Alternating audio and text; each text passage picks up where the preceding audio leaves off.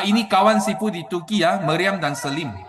Sebelum join bisnes Sifu ni, mereka adalah bankruptcy tau. So Selim kena lock up, masuk penjara.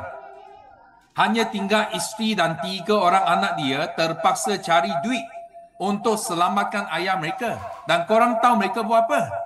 Mereka mula meniaga produk sunnah Sifu ni. Dan mereka berjaya bina satu pasukan Muslim yang terbesar di Turki. Dan mereka dapat apa? Mereka dapat satu cek yang bernilai 299,000 US dollar. Tukar wang kita 1.2 juta. Nampak tak? So hari ini Selim tak perlu penjara lagi. Sudah keluar dan mereka sekarang baru betul-betul mereka faham.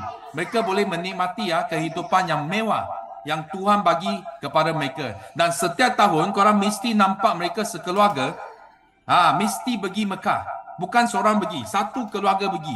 Bukan sekali pergi, setiap tahun pergi. Dan mereka doa, mereka sangat bersyukur kerana Tuhan bagi mereka satu peluang untuk meniaga produk sunnah sampai mereka hari ini boleh menikmati kehidupan sebagai seorang jutawan. So Sifu nak tahu dekat sini, siapa dekat sini? Sifu nak tahu. Korang pun ada impian nak cepatkan settle korang punya umrah, tapi haji ke haji ada tak? Type saya. Ada? Siapa dekat sini? Sifu nak tahu.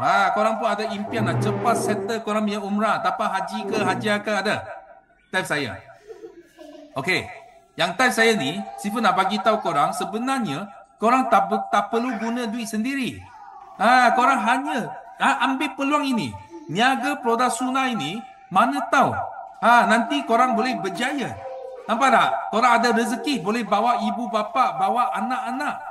Bukan setahun, setiap tahun korang jadi tetamu ke Mekah. Nampak tak? Inilah kehidupan. Okey?